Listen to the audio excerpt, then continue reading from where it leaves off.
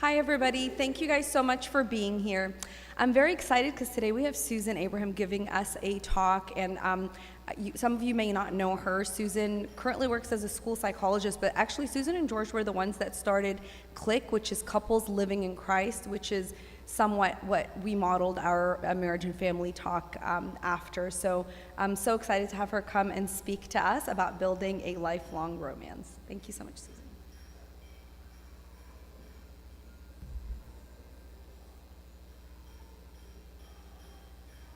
Hi, everyone.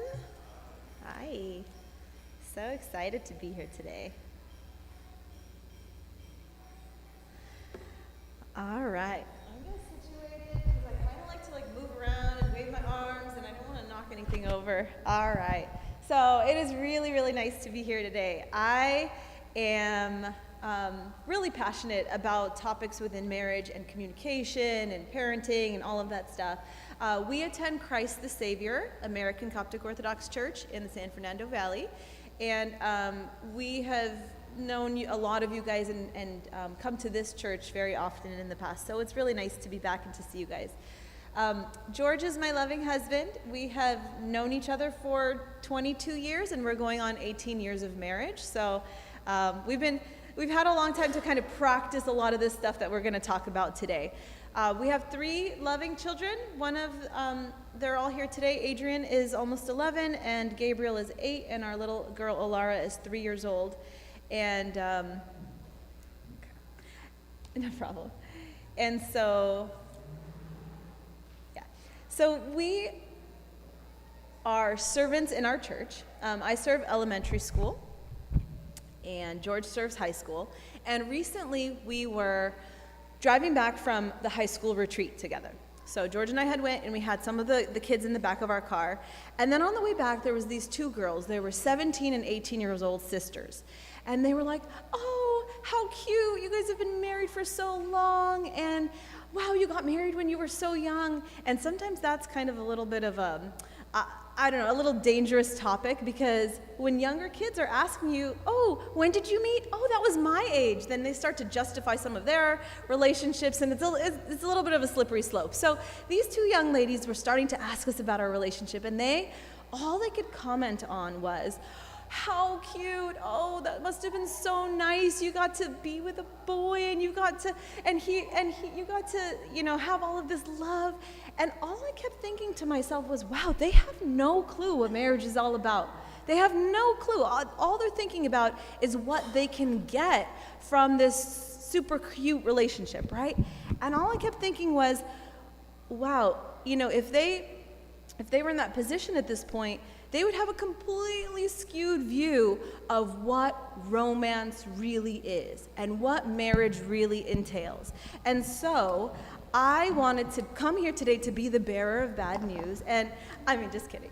I want to talk about how to build really a lifelong romance, but in understanding that, Would you prefer all this? no, this is good. That way I can kind of wave my arms. In understanding what marriage really is, I wanted to just be the bearer of bad news in sharing just 2 quick myths before we talk about how to build that romance. The first myth is that marriage will make you complete, and that's kind of what I heard when those girls were talking and asking us questions about what marriage is like. In that marriage will make us happy. Finally, we have this sense of loneliness. We have this sense of I want to do all this cute stuff, but I won't really be complete until I have that other person, and we'll do this together. And as cute as that really sounds, and as cute as that's presented in all of the marriage movies that we see and all the love stories, that's not really the case. It's not the goal of marriage. It's not really that this other person is going to be like, you're going to find each other and you 2 will complete each other. That's actually the antithesis of what Christianity is. It's that we are, yes, incomplete, but we need Christ to complete us. And so this, having that kind of understanding that that's going to be this other person is false. And we all know that notion that they say marriage is not really to make you happy, it's to make you holy.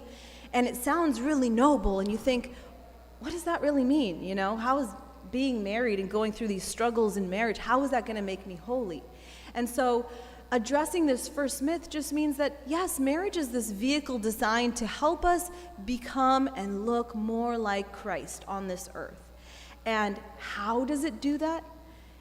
The same way that living our life for Christ looks, which is learning that it's not about us, and it's not about our needs, and that it's about putting down our selfish desires and putting down this idea of self-centeredness and what is it going to give me, and thinking, what am I going to give this other person?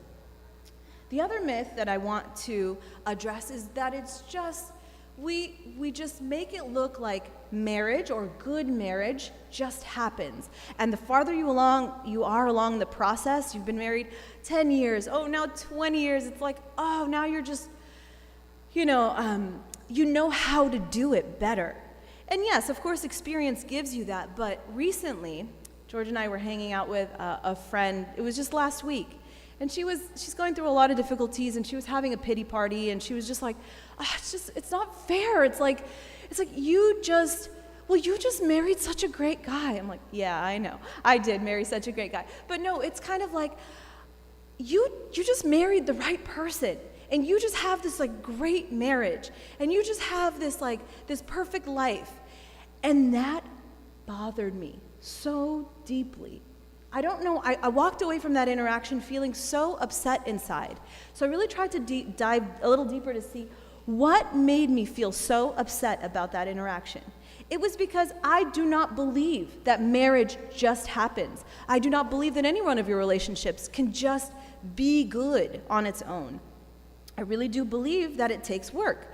And for someone to ignore that process and to just see the outcome, I felt cheated out of that. It's like if someone's like, wow, that person has such a great body, and they covet kind of that outcome, but they don't covet all of the work that goes into it. When someone has to say no to food after 6 p.m. every day, they have to say no to carbs, and they have to wake up extra early before work to go to the gym every day and all that stuff.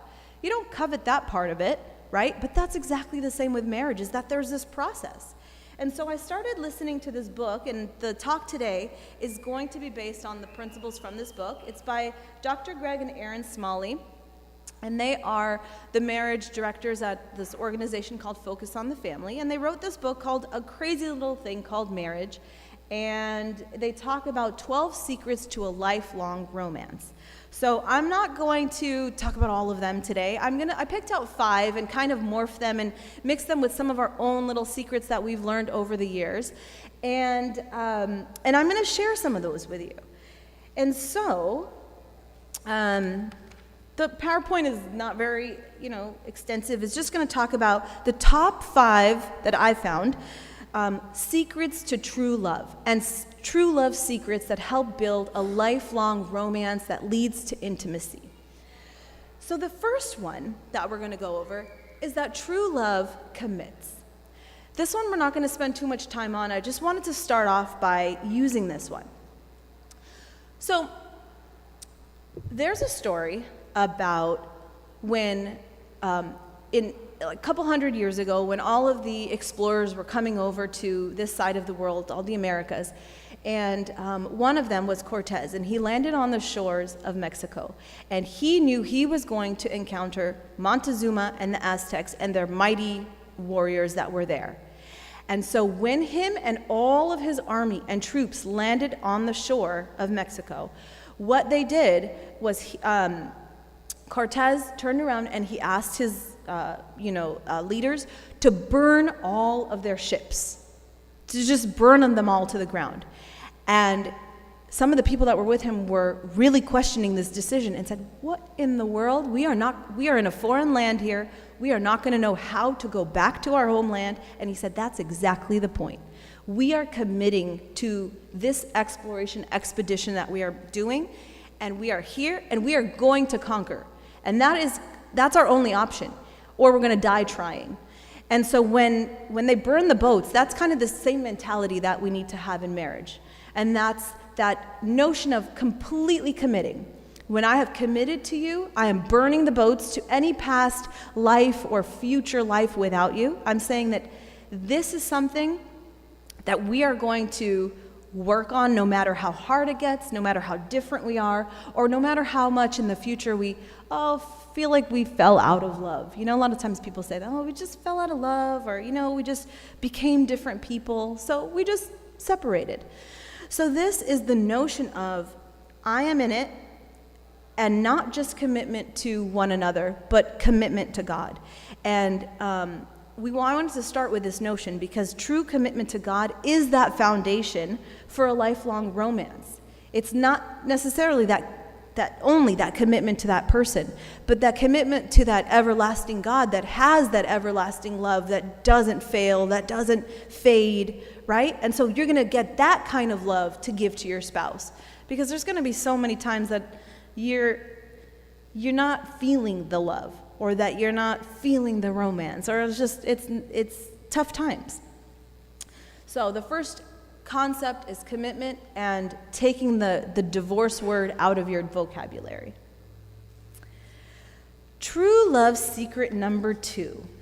These are the secrets to a lifelong romance. Secret number 2. True love seeks to know and to be known. So I wanted to share a story, I hope it's okay with George, that recently, he looked over all this, so I'm hoping it's okay. Recently, we were in the kitchen, and I had a lot of stuff to do, like I always do, right? Like many of us. And so he came up from behind me, and he hugged me, and I kind of squirmed, you know? And I don't know if any of you have ever done this, but it's kind of like, and then I realized that I did that. So I kind of just stopped, and I let him hug me, and he turned me around, and he said, "Susan, I know you." And I said, no, I'm fine. I'm hugging you back. I'm fine. He said, "I know you. I know that you're thinking about everything that you need to do. I know that you want to get dinner on the table. I know that you want to put away the dishes from the dishwasher, and that I know that you want to help, the kids with their homework and whatever it is. But I want you to stop and just hug me back for 30 seconds, maybe even less than that. Just hug me back, and then you can get back to what you're doing." And then I was like, oh, okay. And I hugged him, and then we kept going. But in that moment, he knew me, and he loved me through it, even through my quirkiness and my weird thoughts, right? And all of this, like the weird way that I acted. And I think nothing is more romantic than being known in that way and being loved through it, even if you're not perfect, or even though you're not always lovely, right? And so true love seeks to not just for you to be known, right, but for you to know the other person. And so part of knowing the other person is that continual curiosity. And that is always there in the beginning. That's what the whole engagement period, the beginning part of marriage, that's what it's founded on, is I don't know you, I want to get to know you, tell me about this, what would you do in this situation? And then something happens along the way. Usually it's just life and the monotony of it and having children and focusing on their needs. And then all of a sudden, you kind of just lose that curiosity, or the time for that curiosity, or the time to have conversations that spark that. And so we all know that good communication is the cement between the bricks of a home. It's what helps you build this ability to be known and to know others, right? But there's differences in the way that we communicate, and it's just the case. So let's say either one of you, husband or wife, is having difficulties with a boss at work. The way the man is going to usually talk about it, and usually the goal of communication for the man is purposeful. It's goal-driven. It's like, I'm telling you about a problem that I have with my boss at work because I want to come to a solution. I want to know how I'm going to address it with him, how I'm going to talk about it. And so it focuses on the facts and how to get a resolution. And it's usually like when they're side by side with you, they're able to talk about this. But when you look at how a woman communicates, it could be about the same exact problem. She's having a problem with her boss at work. It's completely different. The purpose of conversation is different. It's to find connection with you, her husband. It's so that she can talk about it out loud to figure out how she feels about that interaction that she had with her boss. It's about figuring out, how she wants to approach it, or if she wants to at all. And finding common experiences. Have you gone through this too? You know, and so if you kind of go through your head, if you've had these interactions or if you've seen them, right, on any kind of sitcom, it's like the man is here and the woman is here. One time I was in college and I would always take the train back to come see George over the weekends. I was going to college in San Diego and I'd take the train. And so one time I missed the train and I called him and I was like, I missed the train. And all he kept saying is, okay, all right, look at the schedule, see if you can quickly get a taxi to go to the next train stop so you can catch it. And I was like, George, I missed the train. And he's like, okay, I'm trying to help you solve the problem. You know, and we all know that, right? It's like so many arguments and so many missed opportunities for connection happen because we just have different styles of communication, men and women differently. And so knowing that the way in which, the purpose in which a man communicates is oftentimes different from a woman, knowing that can help us in bridging that gap. A lot of times what our communication ends up being is very administrative, especially if you have children and especially if you guys have just busy lives and you're trying to coordinate your lives. It's like, okay, well, I'm gonna go pick up the kids at this time, and what about you? When are you going to set up this doctor's appointment, and what about this calendar? What about this meeting? What about this church event? And a lot of our time is spent talking about, it could be administrative type things, and then the next level is coordinating our calendars and what we did, just kind of a log of what happened throughout the day. But what really builds that ability to be known and to know the other person, right, which is the building blocks of romance, is really heart conversations. And unless we intentionally build times into our life to have heart conversations about what your hopes are, what your dreams are, what your expectations are, how is your spiritual life going, what are your fears, these things, they don't just happen to come up in the midst of daily life when you're unloading the dishwasher and you're running from one place to another. It doesn't.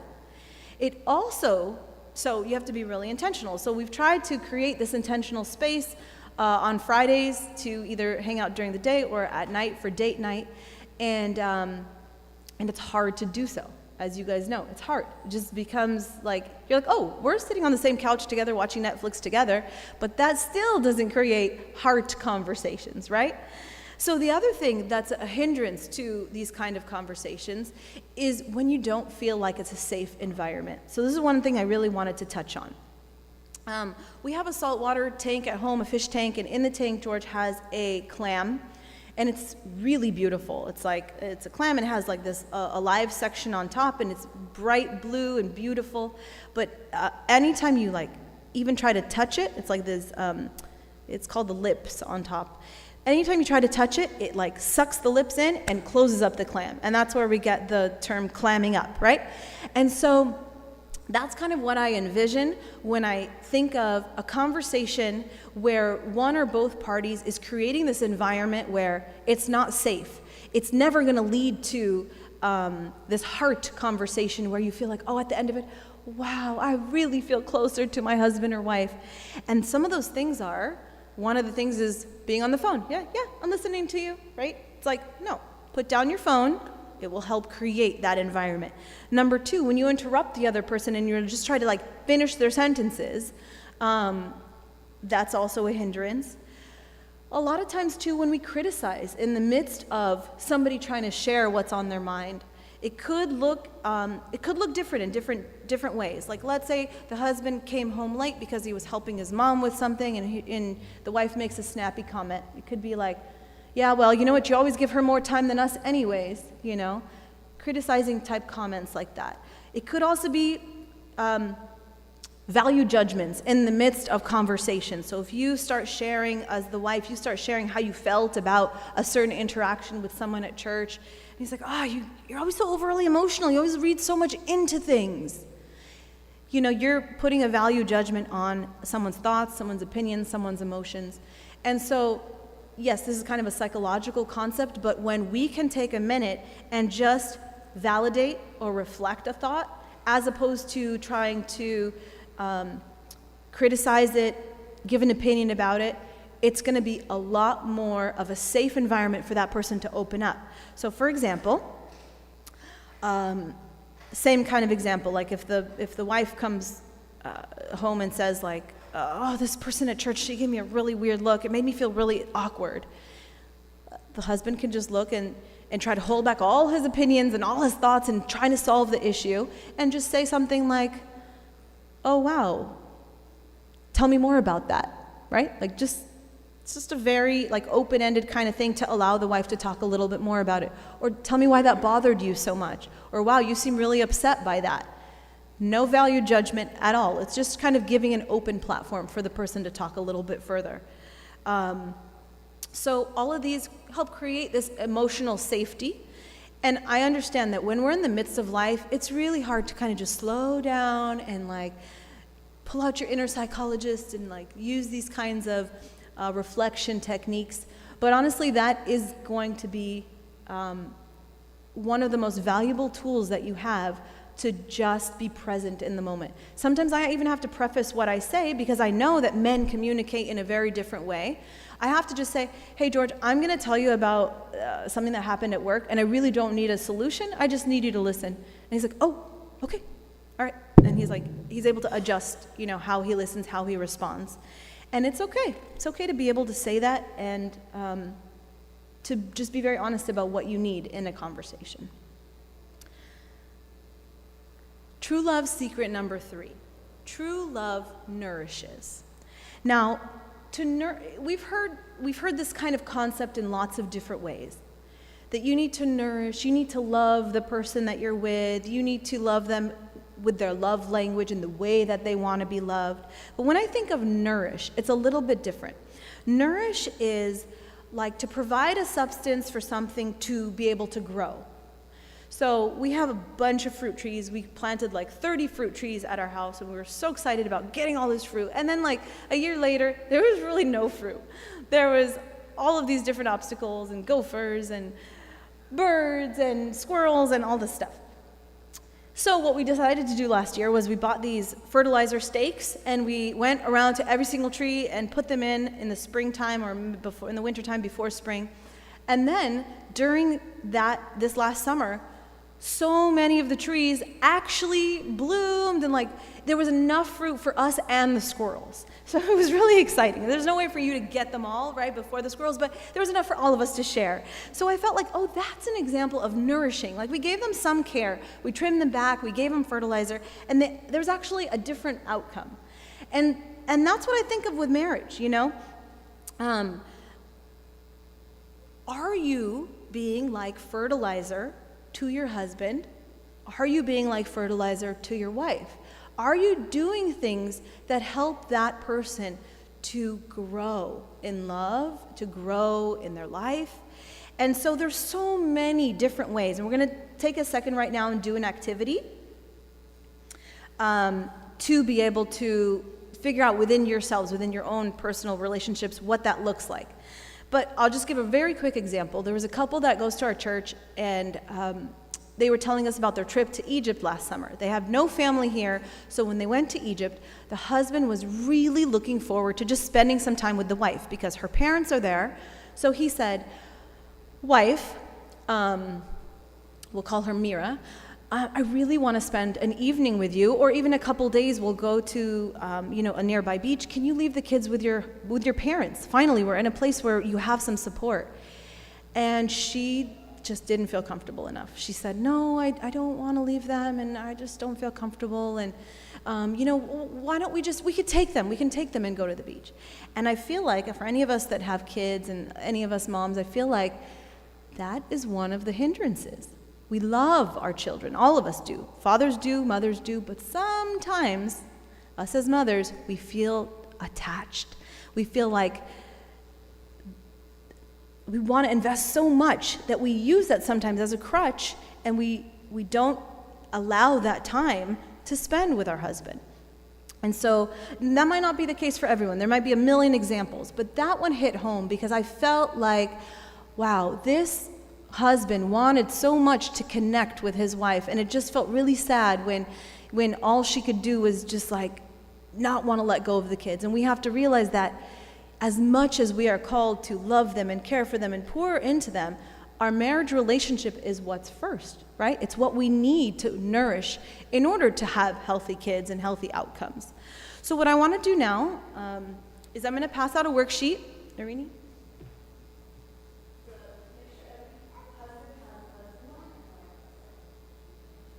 So what I'm going to do is I'm going to pass out a worksheet to each of you guys right now.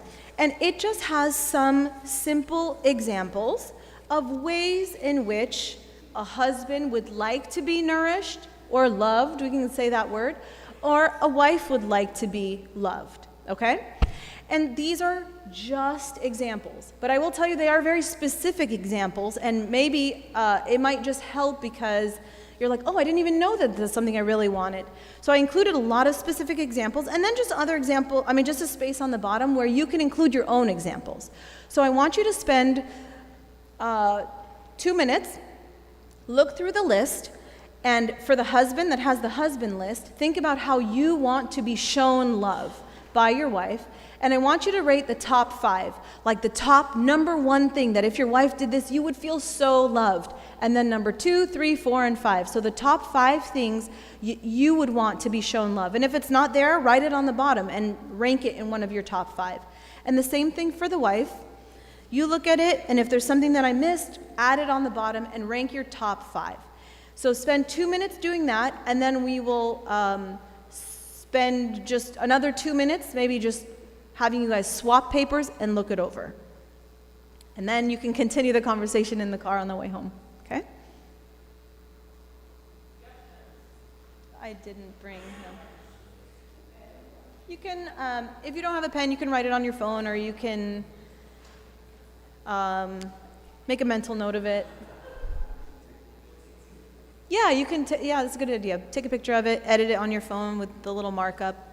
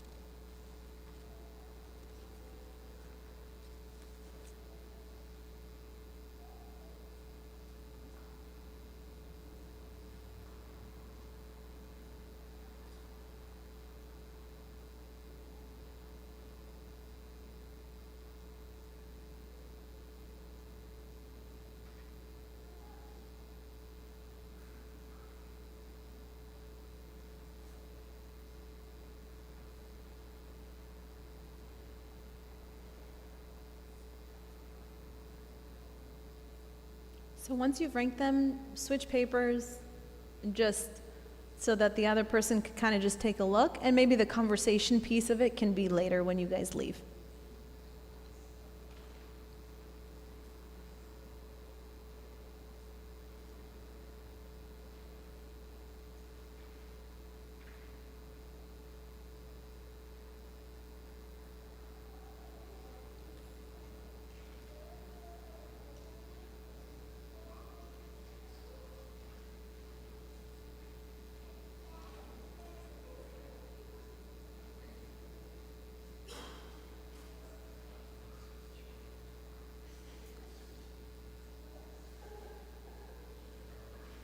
All right. So hopefully this helps give some words to what you might be thinking and might not know how to ask for certain things, or maybe you already know what they are and you're just eager to share with your spouse, but also be very eager to also look at their list and see what you can do to nourish them as well and what's important. Sometimes what we think is important is like not at all important to the person in front of us, and so that's important to know. In the interest of time, I'm going to go over the last 2 secrets, and then you guys can have conversations about those sheets when you leave here today. All right, true love secret number 4. True love fights for peace. Well, as we know, anyone who's in any kind of relationship, is that there's always going to be arguments. There's always going to be conflict. There's always going to be things that you just don't really see eye to eye on, and there's things that just kind of trip you up and you feel upset about them. So that part is inevitable. So the goal is not really in marriage to lessen the number of arguments, and that shows that you have a good relationship. No, it's that you use those times of friction to grow. And one of the things that they had mentioned in the book is that this relationship friction, when you couple that with healthy communication and insight, that's what's going to be what leads to more intimacy in marriage. I'm sure you've seen that, is that if you've gone through an argument and you've been able to express to the other person, oh, this is really what was bothering me, and this was really what's bothering me, and you can kind of like get through it and learn more about the other person, you feel a lot closer afterwards than you did before, and that creates intimacy, that creates closeness that you didn't necessarily have unless you had went through that difficulty with each other. So I want to talk about this idea of fighting for peace, this idea of like, how do you make that the case for your marriage, and how does that lead to romance? So I wanted to use just a very simple example, and how, especially us as women, we have this ability to, this like secret, I'm just going to explain it because I'm speaking to both men and women, but mainly to women, because a lot of times we fall into this trap and it creates friction and arguments and problems. All right, so imagine you are a woman and you've been through a long day of work and you've been dealing with a lot, and then you're running late and you finally come home, and when you come home, you find your husband sitting on the couch and watching TV, and you're already stressed. You're coming into the home and you're like, oh my gosh, dinner's not made, and we have to take the kids to these practices, and or we have this deadline, we have all this stuff, and you're just sitting on the couch, right? So let's just pause that situation. So the wife comes in, and it could be either way, right? But the husband is sitting on the couch and just watching TV. So I'm gonna pause it right there and say, you have a choice to fight for peace in this moment. And how do we do that? I don't know if men know this, and I don't know if women have been able to identify this, but we have an inner dialogue that narrates everything in our life, right? Everything that we go through, we are talking to ourselves in our head about it all the time. So when you walk in, you might not start yelling right away, but you might start yelling inside your head. You might start saying, what? Does he not know that I had a long day at work as well? Does he not think that he could also go up and start dinner? There's the chicken defrosting in the sink right now. How does he think he has a moment to relax? Does he know that I don't have any moments to relax as a wife? I need to come home and do, right? I mean, does this sound familiar, or am I a little crazy? Does it sound familiar that we're just we talk about this stuff to ourselves in our head? And what is that doing? That's feeding ourselves all of this negative energy that is definitely going to come out in a negative way. That's just for sure, right? So even when he comes over and says even if he says something nice, hey, how can I help? The floodgates will open. What do you mean help? What do you mean? All this stuff will start to come out, right? Why? Because we are feeding ourselves these negative thoughts. Now, I'm not saying that you're not allowed to be upset, but there is a way for us to flip the script.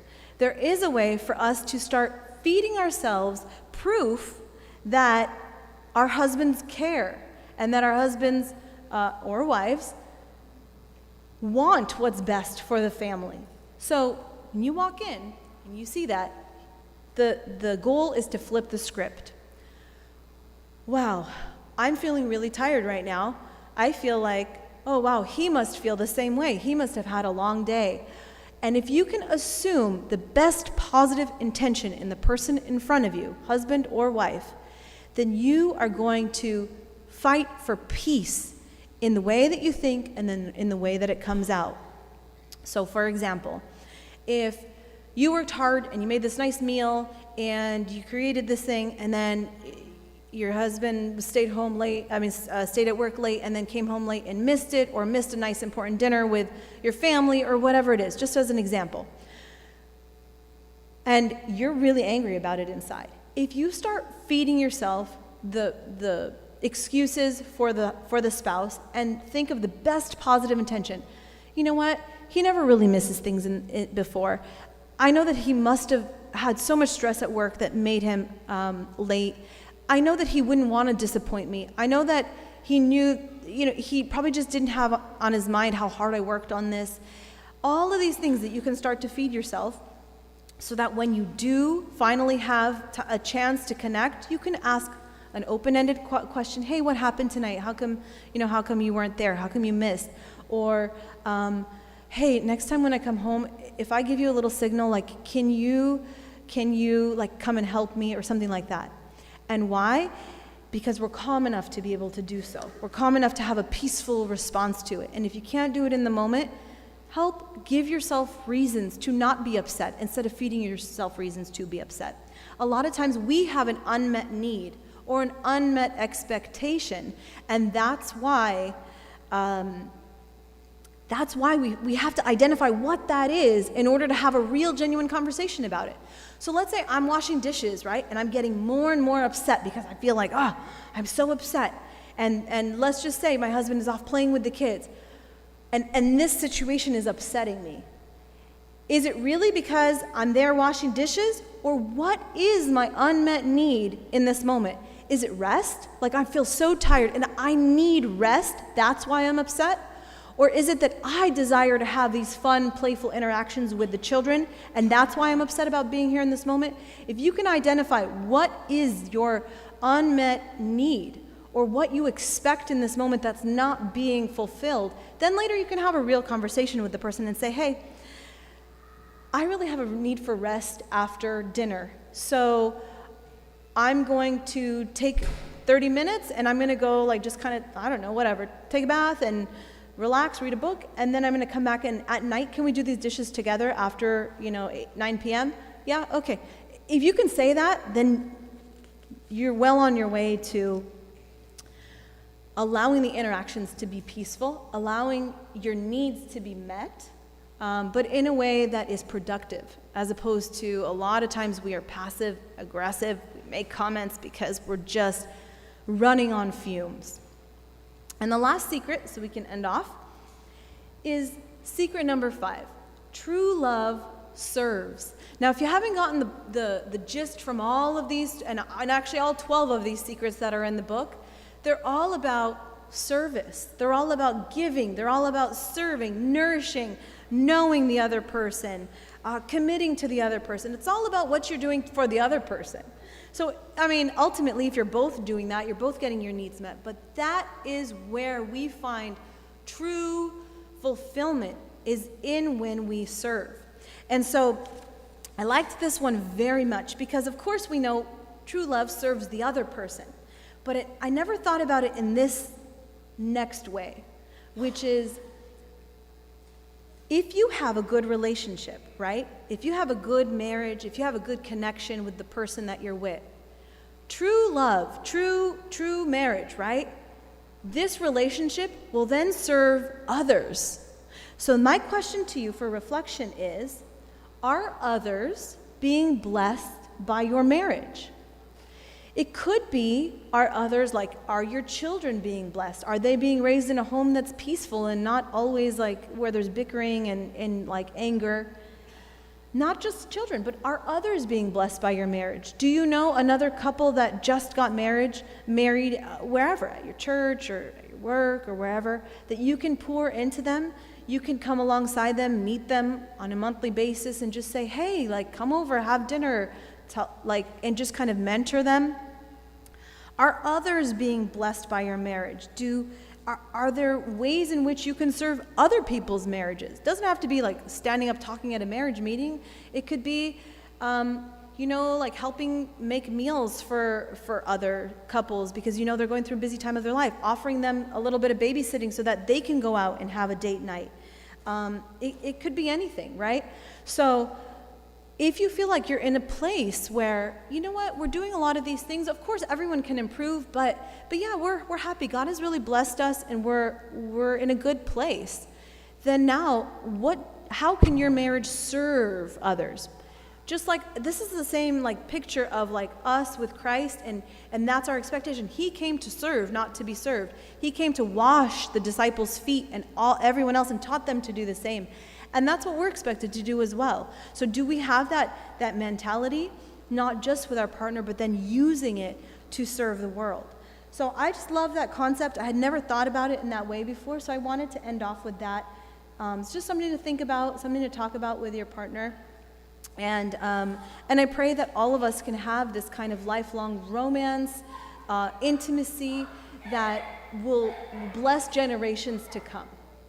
Thank you.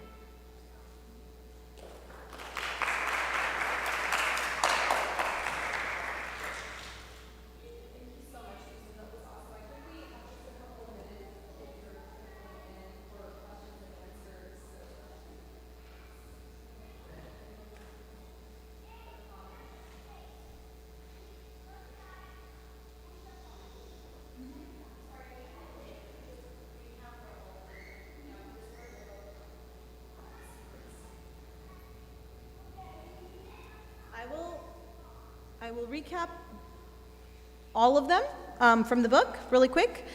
I talked about 5 of them, but the 12 secrets from the book that I mentioned are in this book right here. Number 1, true love commits. Number 2, true love seeks God. Number 3, true love seeks to know and be known. Number 4, true love fights for peace. Number 5, true love honors. Number 6, true love nourishes. Number 7, true love needs time to grow. Number 8,